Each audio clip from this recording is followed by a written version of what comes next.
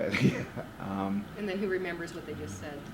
And in your case, we're only going to talk. We'll only use your first name in the video. Okay. So refer to yourself by your first name, and then in your case, your dad by his dad, right? Or Mhm. mom, dad. Your dad by his first name, and we'll go through that way. So I'll ask you questions. Okay. We'll just chat, and I'm really glad you're asking me questions because it's really hard to think of something to say without that prompt. yeah. And it's actually a little easier when I don't know, because then, as you explain it to me, then the story's kind of full. Okay. And you have a good, strong voice. Thank you. Oh, Good sound. Yeah, Coaching, the mic's coaching. really sensitive too. Is it? So, yeah. okay. I'm ready. You ready? Uh-huh.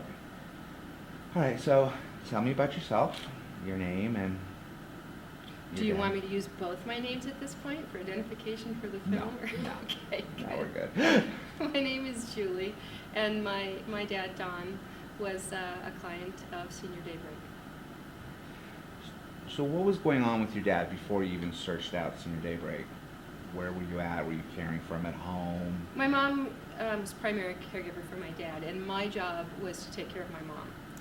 So one of the key factors in keeping my mom happy was seeing that she had some respite from the 24/7 care of my father, Papa, who was in the later stages of Alzheimer's. And so you were caring for your mom, Mhm. and your father's condition, I'm assuming, was getting worse. You said Alzheimer's was the diagnosis. Yeah. Mhm. So what was Dementia. that? Dementia. So what was that like for you personally when that diagnosis came in? We were lucky that he remained himself for most of the time, and that was due in great part to, I think, our family's understanding and acceptance of his disease, the education that we received through Daybreak as to what to expect in the different stages, and our real confidence that Lori and the staff at Daybreak were taking care of him in the best way possible.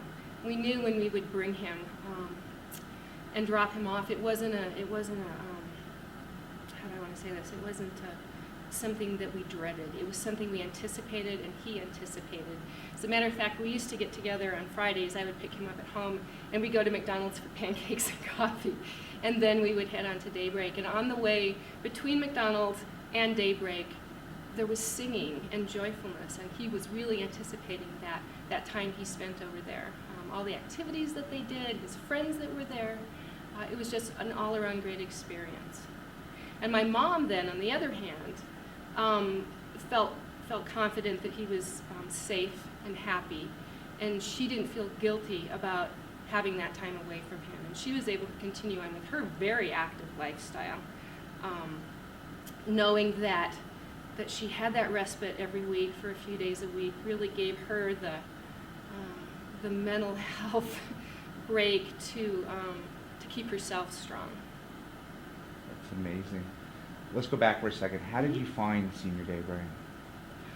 Well, this is interesting. I work for another nonprofit that actually funds this program, and so I had a pretty good knowledge of it. And when it was time that I saw my mom needed the break, the respite, in order for her to stay healthy, I said, hey, you kind of maybe ought to check this place out because I think it's pretty neat. It was just at the time that you guys were making the transition to the Hilltop location. And that was even better. It was a better location. Everything worked out great. So it was serendipitous that we were in the right place at the right time to know about Daybreak and to be able to take advantage of it. For those who maybe don't know or maybe are just starting to go through it for themselves, Mhm. what is it like? What's the emotional toll like? What's the physical toll like caring for someone who has dementia or Alzheimer's? Caring for someone with Alzheimer's, and again, I wasn't the primary caregiver, but I'm watching this and watching my mom deal with this.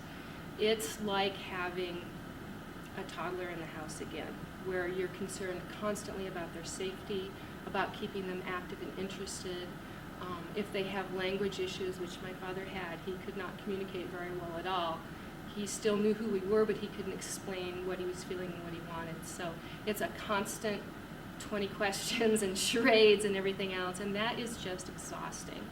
And if you don't have a break from that, you may find yourself getting short with that person or just frankly running out of ideas of what to do.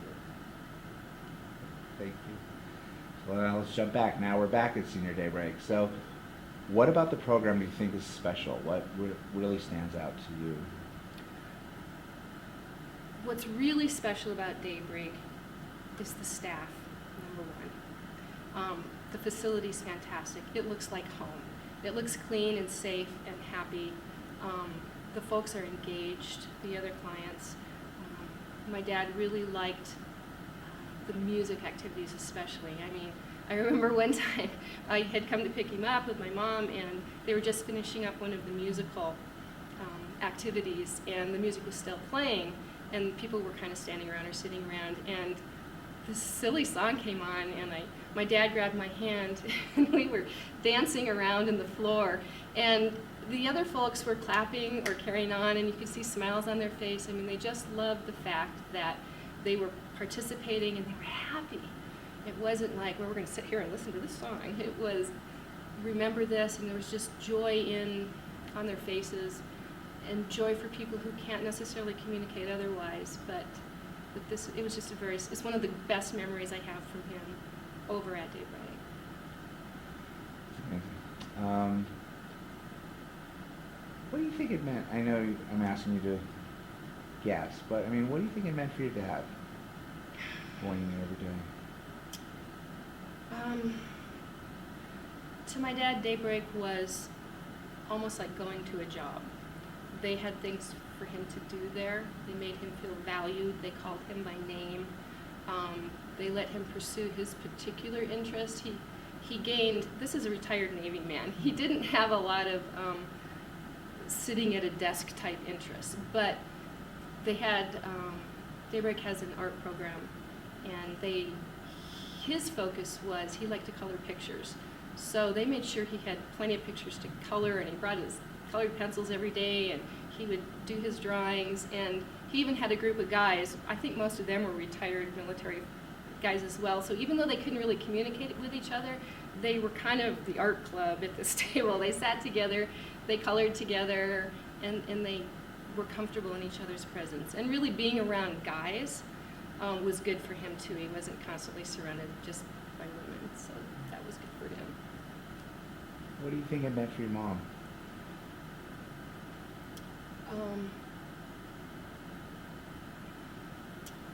For my mom, Daybreak made her feel comfortable to leave him. Again, she didn't feel guilty about dropping him off somewhere and forgetting him. She knew that that was a place he wanted to be, a place where he was with some of his peers, where he didn't have to feel embarrassed by his inability to speak and to communicate. And the fact that he looked forward to it and was disappointed if he had a cold or something and couldn't come, or they had a doctor's appointment and had to miss a day, he would ask, is it that day? And that day would be a Daybreak day.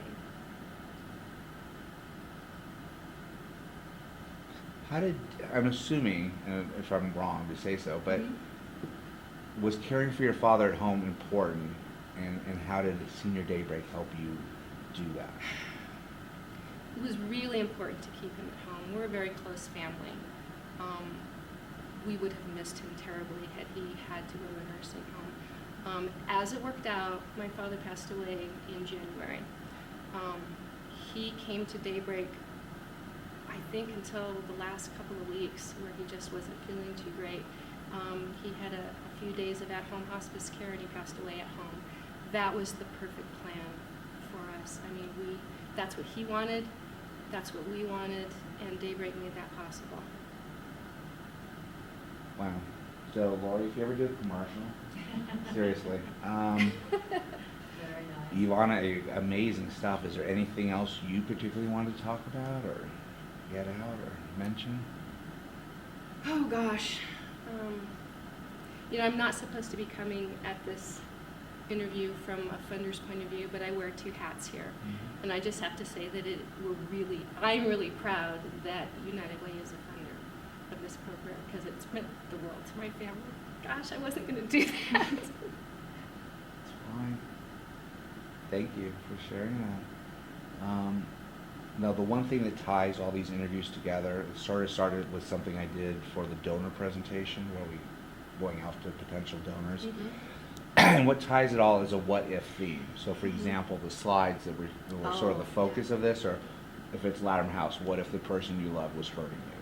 And then we'll roll that into your interview. So I'm kind of looking for something like that, but that Okay. you're comfortable from your viewpoint saying. I will say that so Senior Daybreak was one of the ones in the original one, and I think the copy was, what if you were slowly losing someone you love to Mhm. dementia? So if there's something, but within the context of what you were saying, something Sure. like that, and we'll do several takes and you just try out some different things that Okay. feel right to you. Do you have anything you want to try, or? Um, so is it like, what if Daybreak wasn't there, or what if? Yeah, to that effect, but Yeah, just okay. something a little bit more. Positive.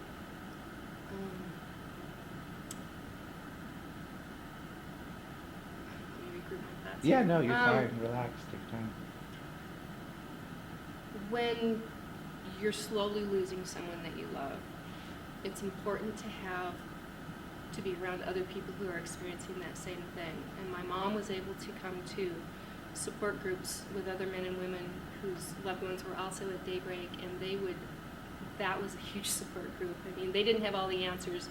There was a Daybreak staff member there who facilitated that, but just knowing that they could call on each other any time of the day or night, the friendships and the support that they got at that group was also very helpful. Every situation is unique. Every individual with dementia or Alzheimer's behaves in a different way. But there were a lot of similarities, and they were able to vent to each other and to laugh with each other, because there's some really silly things that happen. We've got a lot of hilarious memories from my dad, mostly playing the charades and trying to figure out what exactly it is he was trying to communicate. But the other women and men there were also dealing with that, and that was a big comfort. So maybe your what if could be, what if you were facing dementia or Alzheimer's alone? Because then we're going to go right into what you're talking about at Senior Daybreak, giving that. You know what I mean? From the patient's point of view? Yeah, because these are general. The what ifs just sort of lead off the interviews, so it's going to be a bunch of people going what if. So we already have, a lab client, and they're talking about, what if you needed help living an independent life, and so it's like a general statement. So in other words, if Senior Daybreak wasn't there, what if? Or you can keep it more in line of your viewpoint if you're more comfortable with that. That's fine too. And do you want it framed like with that question? I mean, do you want me to say? So it's what if? literally, so like the Latimer House example, Mhm. it's literally someone saying, what if the person you love was hurting you? So- Okay, I'm sorry. I No, totally no, that's misunderstood fine. your So then it question. cuts, and then we go to the Right. interview. So that's why it can either be really direct about Gotcha. you, or it could be a general statement that sets up what Senior Right. Daybreak's about. So we can do both. I want to be able to come at that from not the caregiver's point of view, but from someone who's supporting the caregiver. Mm-hmm.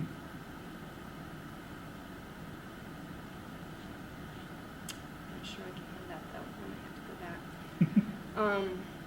Because that would be a convoluted sentence.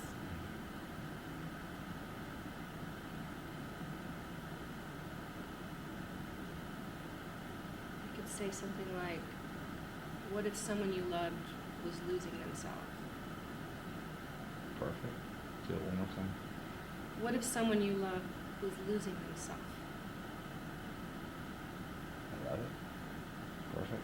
Can you do it one more time for me? Mm-hmm. Maybe. If I don't Maybe. cry about it.